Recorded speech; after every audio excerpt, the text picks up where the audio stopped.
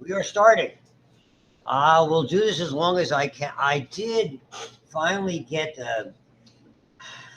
my system to kind of coincide with what was going on. I have no idea. Our whole neighborhood is torn up as they're trying to put in new cables from another cable provider, a fiber optic cable. So who knows? So I don't know if that impacted it or not, but by the time I unbooted, rebooted, and I've already had the Armstrong, we have Armstrong cable in Cranberry Township, in and out. I finally got, so I was able to record a little something relatively briefly on bones. Maybe it's not easy to do bone features other than which I did generically, than actually to hold the bone up and say, here's the trochanter, here's the spine, here's a groove, here's a foramen. So, we'll have to just address it in earnest on Monday. And I think that's just, we're going to dedicate the day in the lab to basically trying to get the axial skeleton in, and then the following week in lab doing the appendicular skeleton, and perhaps the week thereafter, so that'd be weeks 3, 4, 5, we would do the bones practical. And because I'll probably get the joints thrown in there, if not here or there, because these I overlap these quite a bit. And again, it's the good thing and the bad thing. If you're like me, a sportsaholic, that this time of year brings, because we have a gazillion injuries, and whether they affect your team or your friend's team, or the team you like or the team you hate, they affect everybody. I think particularly of gangrene. The former New York Titans fans, when they were born in 1961, as I know them well, being a long-standing Giants fan until my allegiance switched to black and gold. Though I still have a soft place in my heart for them. And I want to thank the Giants this weekend for actually being worse than the Steelers, if that was possible, because no one else could have been. TJ Watt just never fails to impress. But I digress. All right. So on that note, I thought I would make that point. That's there. I mean, I personally think that's a turf-related thing. For you younger folks, and it lends itself into what we talk about with bones and joints and injuries. That for you younger folks, because what they effectively have done, it's like we used to make a joke about that. When men wore ties all the time, you had wide ties and narrow ties. You never threw away the ties because they always came back in style. Bow ties would come back in style. Didn't matter. Well, artificial turf, because they wanted multi-use stadiums. So back as Forbes Field here in Pittsburgh, and the old Connie Mack Stadium in Philadelphia, and Crosley Field in Cincinnati, I'm doing pretty good at this, aren't I? And Sportsman's Park in St. Louis. They built 4 identical stadiums with quote-unquote AstroTurf, the worst turf in the world. More knee injuries, so they built it here. That was Three River Stadium. Tons and tons of injuries. And St. Louis got so hot during the summer, the Cardinals, 110, 115 on the field, those long, hot summer days in baseball. And then they saw the increase in the impact and injuries. It was like a rock. And so they did away with it with all Gray Stadium. And now it's gone full circle. There's no saying. It's about the money, you moron. It's all about the money. They want multi-use stadiums. They want a stadium that in August at Giants Field, MetLife Stadium, when it was in a wonderful smelly meadowlands that I grew up next to, having had, they had Springsteen there, for 3 nights in a 6-night period, and then they managed, because of September 11th, having to have 2 New York area team home games back to back. What happens? Look, you make the argument the guy's going to be 40 years old, but he's fabulous physical condition. Okay, and his heel, he gets clogged, foot can't release, bends over, see ya. So it's very interesting. So, and it's funny that, but they're willing, because of the money from the World Cup, they're going to pull that all up and put grass in for the World Cup in 2 years, because that'll be one of the major venues, of course. So as it was back in '94, where you football with the U aficionados like I. So I have had nobody to rant at. My wife came home with are you ready? 103.9 fever Monday night. I still don't know how she drove home. Told her I would get her. She wouldn't hear. but thankfully it broke. Moving on. So I used, this was, if you guys were able to listen to me, and I don't assume it was easy, effectively our context for understanding the physiology of bone, the structure and the assembly of bone comes from the long bone. And I presented it that way. So we're going to take a closer look at both the shaft, which is the diaphysis, what it develops into at the ends, which really play a pivotal role in its functionality as a joint, called the epiphyses, and you can name them proximal or distal or medial or lateral, whatever they tend to be, that are there. And we'll take a very close look at the periosteum and a lot of the substructures that are there. And this is a very good illustration to show you the remarkable degree of vascularity in both the cancellous bone, which is all these little nooks and crannies, filled everywhere there's an opening with blood, because it's covered in lining, and then blood formation occurs in that area. That's what the medullary canal is about. That's what the red bone marrow is about, until eventually it's replaced in many of the bones by yellow bone marrow. And then this very interesting structure that we'll spend a great deal of time on today, the osteon.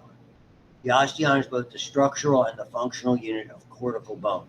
It gives bone its remarkable amount of strength. It gives bone its remarkable ability to withstand tension and stressors, pushed on, tugged, twisted. Really remarkable for a biological entity to be as strong a material as it is. And so you can see you're going to constantly, to each of these openings here, the little dots here, and here, there's a large blood vessel going up, and then there's blood vessels that are going tangentially to it. You have the main canal that you'll see up here, we call the medullary canal. That's filled with marrow. But as we move into that cortical area, what you see is these multiple things that look like tree limbs. Each of them has a central canal with a relatively large blood vessel. And then coming up off of it is a proper name, Volkmann's, capital VOLKMANN', I believe, canals that go tangentially sort of toward the middle. So these are stuck around the periphery, and the Volkmann's canals are all pointed. And I make that point to you so you understand that they're not the same as something called canaliculi, which we'll get to.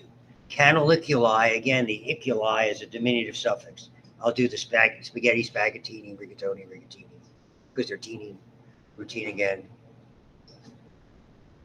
Just say, hey, everything is positive measurements. I'm all in on that. Yeah, we were away and got some, my wife wanted those nice little teeny rice noodles, and they gave it, I swear they look like linguine. It's terrible. And understand, someone like me who grew up in the New York Jewish people in the New York metropolitan area have an affection for Chinese food, Asian cuisine, pardon me, indiscreet. Every 2 nights a week, my buddy and I would drive to Mott Street, right in the heart of Chinatown in Lower Manhattan. Okay, are you ready? For $1.60 plate like this size of pork lo mein, and tea in a glass. Not the little cup they give you at the fancy restaurants, like a drinking goblet. To this day. So, periosteum and endosteum are the linings. The endosteum is relatively delicate. It covers this interior area. The periosteum is external, but not on the cartilage so much. There you're going to see a transition, particularly, and I'll note it when we get to joints, where it goes from periosteum and becomes the continuous part of the outer hard or fibrous layer of the joint capsule. So the periosteum has a fibrous layer eventually that will lead into the joint capsule. Very, very, again, dense, irregular connective tissue. It's tough. Those fibers that go in all directions. And it has on the interior of it a more delicate layer called osteogenic, bone-forming layer. Primitive progenitor cells or stem-type cells giving rise to the bone cells. That's where all the painful stuff comes in when somebody breaks a bone. It's not the interior of the bone. There's very, very limited pain fibers in here. It's all about that exterior. Periosteum is something when we operate on bones, we incise it very sharply, avoid damaging it. There's an instrument that looks like a sort of like a sharp edged spoon, wide or narrow, depending on the bone, called a periosteal elevator. So you're doing that, you're delicately elevating like this, pushing it in, pushing up to bring the periosteum away. Then you can do your work directly on the bone and then close it appropriately. And these are just fascinating. These are called Sharpie's fibers. I'll give you the name, the spelling, capital SHARPEY''S. You see a little look-see of them here. And there's a better illustration from that. I think it's coming up. Sharpie's fibers, also known as perforating fibers, directly into the bone itself. Not only do they secure periosteum, but this is a critical point. Tendons and ligaments. So this is an anecdote from a surgery I did at whatever the name is now, PPG Paints Arena, whatever it is now. What are we calling it? The old Console Center, PPG. Before that, okay, that was a hospital called Central Medical Pavilion, and eventually St. Francis Central. And an orthopedic surgeon, probably my age, maybe a year or two older, and I co-did a procedure on a patient of mine, a gal who had it's called an atavistic navicular. It's almost meaning it's almost primitively designed, and it's somewhat disconnected. So what we had to do was to effectively basically detach it, remove the fragment of bone that was creating the problem, and then take that tendon, which is called the posterior tibial tendon, extraordinarily powerful tendon of the foot, and sew it back in. We did this with an interesting device. It gives you an idea of how strong these fibers are, because that secures your Achilles tendon. That's not where most likely Aaron Rodgers' Achilles tendon they usually tear what's called the myotendinous junction. That's the structural weak point where muscle becomes tendon, if you're wondering. And what happened was, so this is directly into the bone. So we took the bone off, and then we preserved the tendon, and we used something called a MyTac. I don't know what it's called today. It's like a grappling hook, in the sense you drill a hole into the bone. It has a plastic stem. When you insert it once you make the hole the appropriate side, the device, you twist it, and like fish hooks coming that way, so you can pull on it and secure it like you would a grappling hook. Like like your Earl, he's an old-time actor, Earl Flynn, Captain Blood. Not ringing a bell? Oh, you guys gotta watch the TV. Adventures of Robin Hood. Both of those fights with the same guy, Basil Rathbone, who was the very famous actor who portrayed Sherlock Holmes back in the 40s. And was a swords play instructor, champion in the British military in World War I, just to let you know. But he always lost. He told everybody else. And so the grappling hook goes in, pull back on it, and coming out of there are two pieces of thread like that. Not thread, but big, thick material that's biological, that you take that tendon and you sort of reef it through the way you were lacing up my daughter's old figure skating boots. And that's how you see it. That's to take the place of Sharpie's fibers. All that elaborate narrative and story to tell you how something biological is that strong. Impressive. And if you're wondering, the surgical world, the young lady was only 16 at the time that had that procedure. Sure. Yes. Didn't hear. I'm sorry, Mike. So what was your title in the hospital? Doctor. No, I was a podiatrist. I was a foot doctor. Okay. Foot doctor. Yeah, so my medical degree is Doctor of Podiatric Medicine. I'm not a medical doctor, an osteopathic physician. It's a Doctor of Podiatric Medicine. Pardon me while I reach over and pat myself on the back. I have 3 board certifications. There it is. And because of the nature of the procedure, I could have done it myself, but because it was very challenging, as well as the age of the patient, and I wanted to work with somebody who knew, who had done the procedure before to show me. And this man was a board certified orthopedic surgeon of quite a bit of experience, and we were about the same age, and we had trouble with that surgery. I can recall it to this day. We're trying to find where the break was to make the exact place to do the drilling. Not easy. Pardon. So that's part of it. Endosteum is delicate, not a whole lot. Some osteogenic cells, not a whole lot. Arteries and veins everywhere. The original place where they enter the bone and start the cartilage deteriorating, and not today, but probably Friday, we'll go through somewhat of the process of how that occurs. Go through an entry point called the nutrient foramen. Okay, that's important from a surgical perspective for anybody who works on bone, because you don't want to violate that. You don't make a cut in bone by that and sever the blood supply. So everybody, we're always aware of where those are located. That's always in the shaft, at the top and the bottom, if you will. The epiphyses, as they form, they have their own blood supply and nerve supply. That's a better look at those fibers. Okay, hematopoietic blood-forming tissue. Okay, again, I made this point before. It's everywhere in newborns.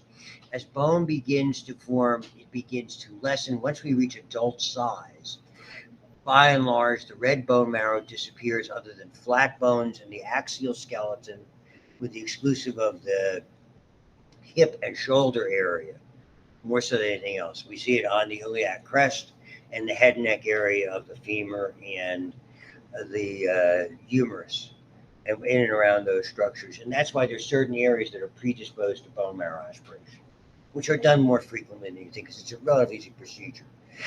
You just have to make a little nick incision, basically take a hole puncher, punch a hole in the bone and suck out some of the marrow. We'll talk more about bone marrow aspiration, because that's a definitive test to analyze problems in the blood more than anything else. So if you're looking for not just anemia, but blood cancers, unusual findings in the blood, that's what you're looking for. And again, yellow marrow converts to red if under certain circumstances. I don't know if that's of any relevance to us. And this is the one I did for the projections, the surfaces, the depressions, openings. And I'll review those in lab as we look at each bone. Cells of bone. The osteoprogenitor cells just basically are stem cells. They're not a whole lot different than cartilage or fibrous progenitor cells. They're probably from the same stem cell line of these connective tissue lines. Mesenchymal cells. I told you that anecdote about my granddaughter with the cord blood and all of that stuff. Had a nice discussion with my son about that. Their 10th anniversary today. I'm happy to report. Our 10th anniversary was when I was trying to talk to you on Monday.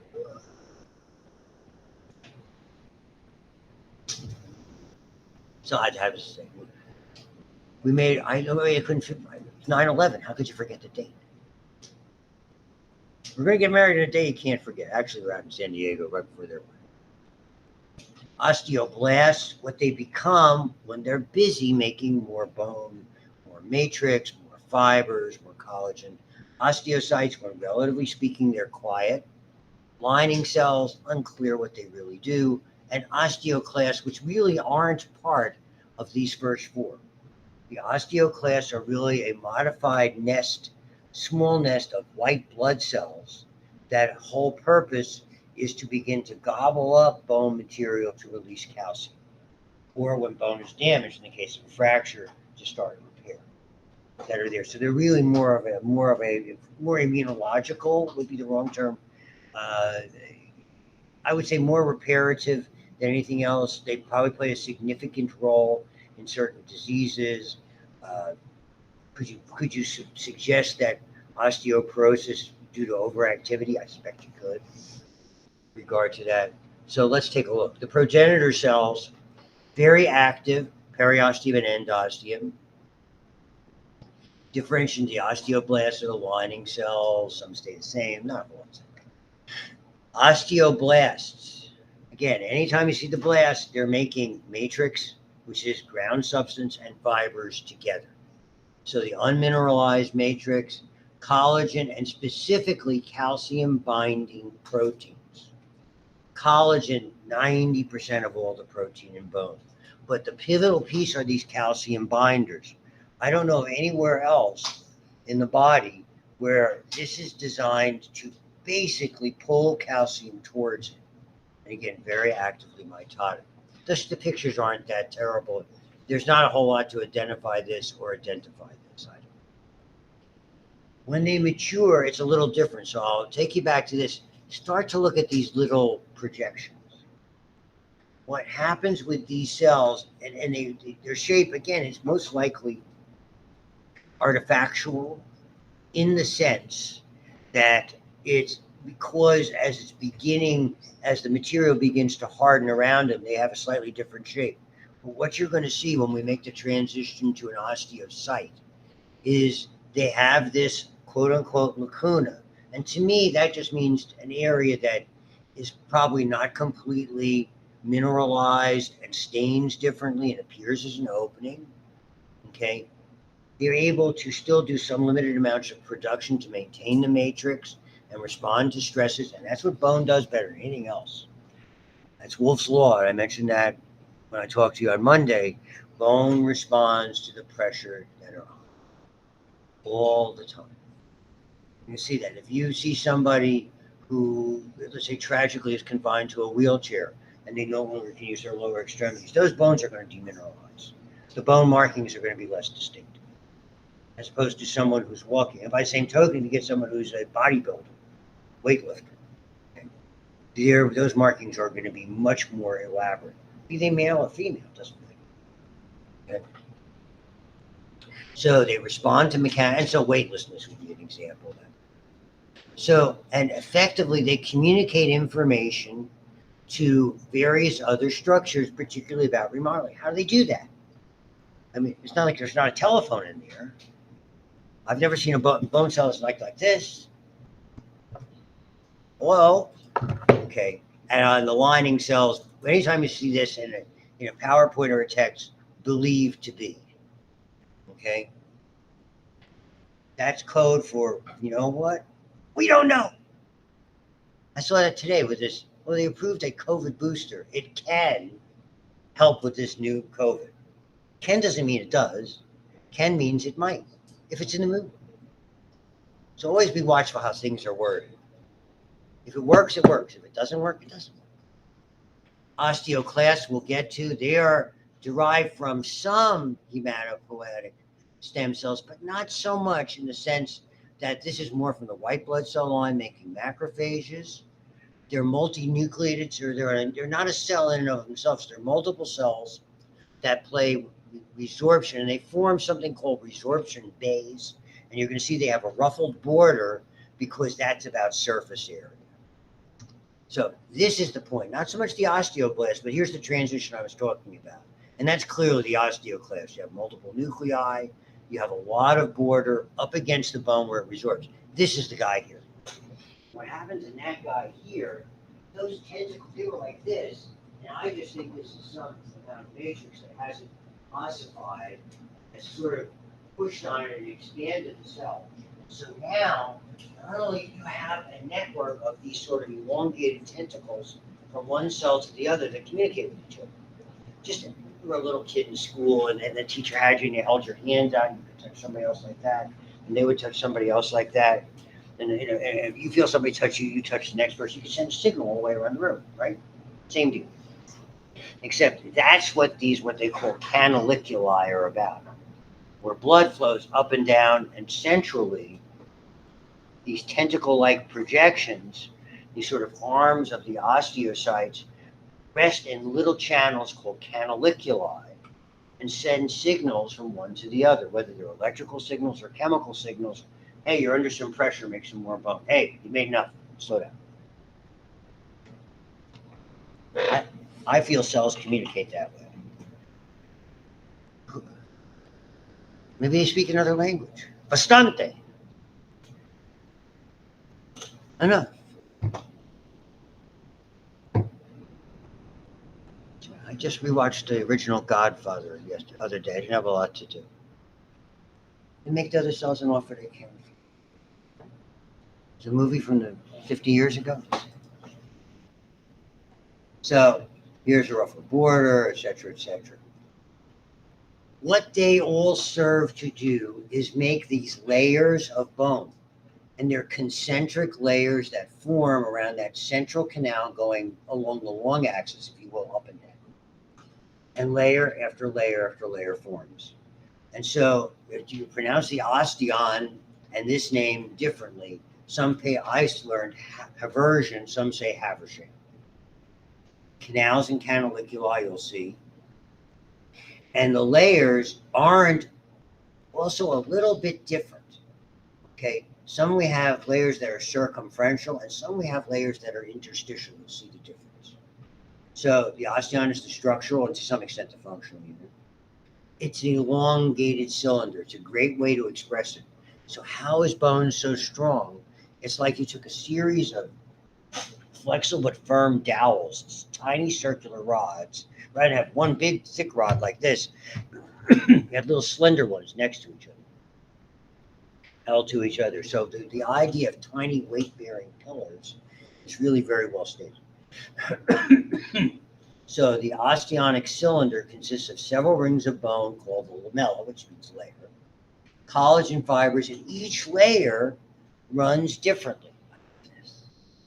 You're going to see another one of my favorite illustrations. You're going to see. So they withstand twisting and turning, and all along wherever the collagen fibers are, calcium, mostly calcium phosphate. That's the this. So here is the blood supply and hooks the neurovascular artery. Fibers around it, one direction. Fibers next direction. So imagine the strength that you can generate. With that, with the fibers alternating directions and each succeeding layer going in the opposite direction, and then filling in all the spaces here with really thick calcific material. So blood vessels and nerve fibers, the perforating or Volkmann's canals, endosteum lined right angles pointing centrally or to the central portion of the shaft of the bone. The lacunae around the osteocytes, the hair-like, and they're even thinner than the Volkmann's canals, canaliculi, so that the bone matrix, and they contact each other by those tiny projections, and with the aid of something that I'm sure you're familiar with, that we see a lot of communication with called gap junctions. Remember, there's three major types of junctions from cell to cell. Desmosomes for strength. When we get to the cardiac unit, we see a ton of those. Tight junctions, meaning watertight, that hold the cells. You saw some of that when we looked at epithelial cells, particularly. And now gap junctions, and you'll see that again in cardiac because that's a big player in how what's called the intercalated disc. How one muscle tells the next muscle and the next muscle to go ahead doing it.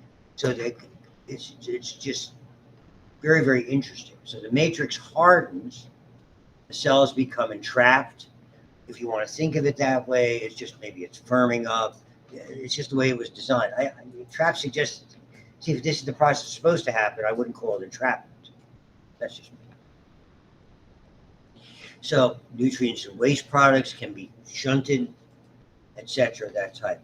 This is not all the lamella that are there. So you have the major lamella around the central canal. We have other layers that are not part of the osteon, and they fill gaps. So if you had a bunch of cylinders here, whatever the diameter, next to each other, they wouldn't fit. Even if you squeeze them together, put a couple rubber bands around, you have little spaces, right? I mean, circle against circle, there's going to be gaps. Don't look at me like I'm strange. I don't do construction. I don't do that stuff. But I know that. So if you had a bunch of pencils and you put a band around them, they're not all touching each other in each place. That's what these interstitial lamella are for. So they're almost helping to glue it together. And then additionally, under the periosteum, okay, the layers basically allow more coverage. So they show it to you pretty well here. So here you can see circumferential lamella that are here. So this is basically until the standard osteon starts, you have layers that aren't part of an osteon, but give it a certain degree of integrity.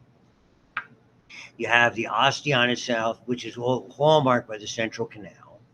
And then you can see and they should have you, though it's a little bit difficult from this, they're showing you here little areas between the osteon where you can see the interstitial lamella that are there. And here you can see the canaliculi, which are going sort of side to side. Volkmann's canals this way, central canals up. And so you can just kind of pull one out, is what they do a lot illustration-wise. That provides the greatest degree of strength of bone. It does not mean that the spongy or cancellous portion of bone is inherently weak. It's just not as strong. It is not poorly organized because it forms based on usage. And I commented on this when I was talking to you before. When we look at the traditional, we call plain films, traditional x-rays, they actually still do this. And not everybody has to have a scan to figure out. If you have a broken tibia, you have a broken tibia. Use standard x-ray. And what happens is we look at standard x-rays to look for areas of stress. You'll find an abundance and somewhat darkened trabecular patterns. So anybody in sport knows about stress fractures. This is the way you can almost predict with them. Stress fractures often don't show immediately radiographically. They often show a couple of weeks after when they're actually undergoing repair. So I have a whole unit I do with you on fractures. And that's why it's so important. We take a fracture initially, that 2-week and 2-month x-rays tell you a lot. It's not magic, there's reason for all of that. So a lot of times, you diagnostically, you can make things, and you'll find that sometimes they're subject to change. So trabeculi, like cables on a suspension bridge, okay, osteons aren't present, but these are regular lamella-type structures, osteocytes interconnected, capillaries abundant. They had this illustration before. It's really good look at what that bone looks like. Maybe not quite as honeycomb as a skull bone. So you have two different kinds of components. You have organic and inorganic components. People think that bone is mostly organic. It's another one of those things, a little counterintuitive. Most of the weight of bone comes from the inorganic, the calcium sources. Calcium phosphate, remarkably predominant, and then some magnesium phosphate. The crystals have an interesting structure. They have a great name. They're called hydroxyapatite. That's how it's pronounced. I always remember that because my favorite original French chef on public TV, Julia Child. Bon appetit. The Julia Child fans here. There's a great show that was on HBO. I'm sure they'll have another season. Right now, with everything with the writer's strike, Sarah Lancaster, who's a very good British actress, did a fabulous 8 series on Julia. Oh, she's great. Okay. Made up of organic and inorganic components. The organic component, Julia Child. So organic components allow the bone to resist tension. The hard inorganic components, compression. So think the organic, tension means twisting, turning, bending, okay? Compression, pushing down. So when they're proportioned, it's just fascinating. Bone is half as strong as steel. That's not bad. Take a femur, make it out of steel, and that will hold up before it starts to break down, halfway to when steel breaks down. That's pretty impressive for something that's, let's say, not man-made. And strong as steel, resisting tension, twisting, and turning. You're doing good up there. Keep up good work. Remember I said that next time I'm at the casino? Yeah, you have to get the tech people. So everything, all the cells I told you about, the osteoid, all the matrix, 1/3 secreted by osteoblast, ground substance, blah, blah, blah. The interesting thing about this, it's fascinating about in between the collagen molecules that allow that bending and twisting. They're called sacrificial bonds. So that bone that allows it to dissipate energy and not fracture. And as long as the trauma doesn't continue or doesn't occur again, then they will reform. So imagine between those collagen fibers, little bonds occur and they break down, but they absorb the force. We used to say that, it's particular people that when in an emergency room, we would rather treat a simple fracture than a bad sprain. Because a 3rd-degree sprain would tear so much soft tissue, the swelling would be monumental. Oftentimes, it was much harder to rehabilitate, depending on the nature of the person. Very old people or people with significant other morbidities, comorbidities. Where if somebody just the bone breaks, it's pretty straightforward because bone heals for the most part. That's there. But it's really, there's a tremendous inherent amount of resistance. It's one of those, again, I have so many of these areas in the human body where it's designed to put up with a lot before it gives way.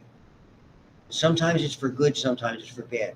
I think this is more for good when we start talking about lung, or we start talking about digestive, or the heart itself.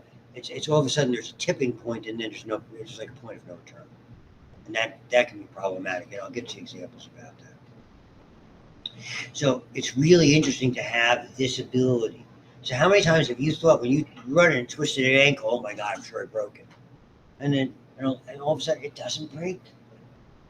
And for young, healthy individuals, I mean, when we were, when we were your age type of thing, they had a trainer when I started at Lehigh way back in 1969. I mean, he'd have you running on bad sprains in 3 days. Because there's so many athletes and wrestlers and football players. Just amazing. Hydroxyapatite, 65%. We have to show you, Julia. There's also a very cool original Saturday Night Live video of Dan Aykroyd doing a fake commercial with Julia Child. It's classic. 65% of bone by bone mass. So a lot of the weight, mass of the bone, is from the mineral salts, 2/3 roughly. Calcium phosphate, hardness, resistance, long after death. So that's where we get skeletal remains and all that information. It's there. Well, okay. See if I got a little more time. I can work. See, aren't you glad you came? Probably not. So we actually get a little bit of this done. It depends on my mood. Ossification. 2nd month of development, that cartilaginous shell begins to, and a lot of times, before we had early pregnancy detection, and every so often, that's where we would see an X-ray that was taken, and that's how you would know if someone who didn't know they were pregnant was pregnant, because you began to see the cartilaginous outline. You see 2 months along, where someone might not know. All of a sudden, you begin to see elements of ossification, bone formation. So postnatal bone growth occurs until early adulthood, remodeling and repair lifelong. What does early adulthood mean? For most of us, our bone growth in women is mature faster, and typically our bone mature. I'm not talking about anything out of my realm, but bone mature faster, probably between maybe as early as 15, somewhere to maybe 18. I would think it's a range. The average would be about 16, that you reach your adult length, if you will. That it doesn't mean that things can't change, both soft tissue or otherwise, for subtle changes to occur. But you're not going to get, most likely, a big growth spurt. Men can be quite a bit later.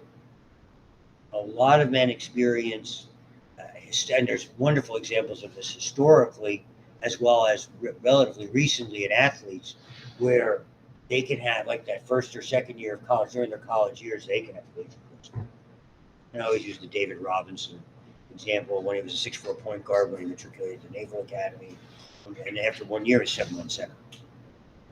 As you might imagine, good ball handling skills. Not ringing a bell. He was on the first San Antonio Spurs team with that great player from Clemson, Tim. I'm a long.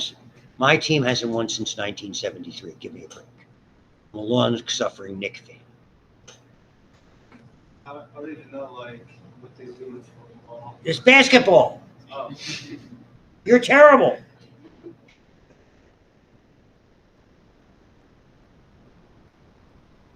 Tim Duncan, all-time great, top 10 player all time, power forward. He was on the first team when they won with Popovich. David Robinson was the center on that team near the end of his career. They won 4 more times with Duncan and co. Just saying. So, I mean, that's the kind of growth spurt that sometimes you'll see. My nephews had that. They shot up 3 or 4 inches when they started college and ended college. So, fibrous membrane and hyaline cartilage, fetal skeleton are replaced. Okay, 2 ways that they form bone. And chondral within cartilage, that's the most part. Nearly all of our extremities are like that. That's the one we're going to learn about. You can use the term endochondral or enchondral. They both work. That are there. Most of your skeleton. Intermembranous is unusual. We don't necessarily know what starts it. Okay, it basically just magically occurs in a fibrous membrane. So they're called membranous bone. Most of your skull, your sternum, those are flat bones. They're odd in that regard. So it's not as though, we can tell why or when. But there's a clock that we have on these. So we're able to tell, again, if what we have are remains of a child, we can age that child based on how much of it is ossified and how much is still cartilaginous. If you take an x-ray of like skeletal remains. So it's been pretty well known. Okay. Basically everything inferior to the base of the skull except the clavicles, everything. So really, if you think of the skull is basically the intermembranous. 2nd month of development, hyaline cartilage model. It starts at what's called the primary ossification center, mid-shaft. That's where the blood vessels first invade. And inevitably what's left is that nutrient frame, okay, where the main blood supply comes from. And what it does, it starts by infiltrating the sheath, which is called perichondrium, and changes it now to periosteum. The way I think of it, though I'm sure it's not necessarily something that all people who teach about this teach the same way, is that cartilage basically is damaged by blood. When blood invades it, it changes. So understand, it's interesting. The cartilaginous model is interesting in the way that bone forms. Even when we do a bone graft, if you take somebody, and for instance, a bone that we commonly use to graft autogenously from you to you is the fibula, because it only participates maybe 10, 15% of weight. So let's say somebody has tremendous damage to their forearm. You can take a fibula piece, put it in there. That doesn't stay there. Eventually, it all disappears and all new bone forms around. So there's a lot of nuances to bone healing. So, but for the most part, the hyaline model is there. The hyaline cartilage breaks down, starting at that primary center, starting with its invasion into the perichondrium. And again, those mesenchymal cells, those stem cell line, that's part of this. All of the connective tissue are therefore then magically change into osteoblasts. So what happens, you're going to see collar forming around the shaft where it starts. The cartilage in that shaft area begins to develop cavities. We get budding of the periosteum, and we get spongy bone forming, and we have blood vessels, nerves, etc., etc. All those pieces start to go in there. And we begin to see changes as the diaphysis, the shaft, elongates. We start to see a medullary cavity. And then later on, so the shaft forms first, the secondary, so that's called a primary ossification center. The secondary centers, which are in the epiphyses, top and bottom, head and tail, head and base, whatever words you want to use, proximal and distal, superior and inferior, okay? Then the epiphyses ossify. Hyaline cartilage only remains while the bone is growing in the epiphyseal plate. That's the transition zone of elongation of the shaft. that eventually will close. When the growth plate closes, the bone stops growing, at least elongating, and what's left is the articular cartilage. So we'll just transition through these, and that'll be it. That little bone collar you can see in sort of the orange begins to form as the blood begins to invade. As soon as those buds begin, the cartilage begins to deteriorate, and we see the start of what effectively is going to be the medullary cavity and some of the cancellous bone in the mid shaft. Now you can see the blood vessel assisting that. And of course, again, that's going to be the nutrient foramen. Now you have a full-blown medullary cavity, and then later, that varies from bone to bone, and we begin to see another blood vessel entering and creating secondary ossification centers. Are they at the same time? Sometimes not. Proximally and distally, superiorly or inferiorly. And then finally, now you have complete blood supply. You have cancellous bone here, cancellous bone here. Depending on the shape of the bone, most of the time they have at least two growth plates. That will change. I'll give you some subtleties down the road about some of those, like when we talk about the trochanters, these large things that protrude, okay, where there's tension is put, they form from being pulled on. They have another name. It sounds like epiphysis. They're called apophysis. Okay, and they're a little bit different. They're areas where bone is growing and elongating that are not part of joints. And they are subject to trauma. And a lot of people that you know have had problems associated with them. I'll get into that. Okay, because they're kind of a gross plate disorder. And so you're going to see that. So the intramembranous is different. Other than the clavicles, the main bones of the skull that we'll get to, mesenchymal cells cluster by, osteoblasts, osteoid calcifies, bone forms, trabecularizes, if you want to create a word, and then we begin to see the outer layer forms a kind of periosteum, and the lamellar bone kind of replaces it. So it just starts here, clusters, and we begin to see some move to periphery. Eventually, they're going to form the outer border. This is going to all form cancellous bone in the interior. Here you can see that outer border forming, and that's what you get. So we'll take a look at both of those. But let's call that until Friday. I anticipate I'll be here on Friday. We have a meeting at 2. So unless I regress, I will see you then. Thank you. Nice to be back. Glad to see you all again.